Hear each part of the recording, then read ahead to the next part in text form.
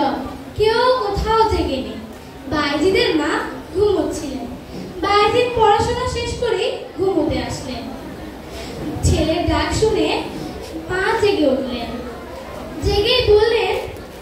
জেগেই বললেন, বাবা পানি খাবো। বাইজিদ দেখলেন ঘরের কলসিতে এক ফোঁটাও পানি নেই। শীতের রাত, তার উপর পানি আনতে বহু দূর যেতে হবে। তারপর বাইজিদ পানি কলসিতে হাতে নিয়ে পানি আনতে গেল। পানি এনে দেখলো বাইজিদের মা আবার ঘুমিয়ে পড়লেন। তারপর বাইজিদ তার মায়ের অসুবিধার কথা চিন্তা করে মাকে আর ঘুম থেকে ডাকলো না। বাইজিদ পানির গ্লাসটি হাতে নিয়ে মায়ের শিয়রে দাঁড়িয়ে থাকলেন। মা যদি উঠে পানি চান, পানি দিবেন সে আশায়।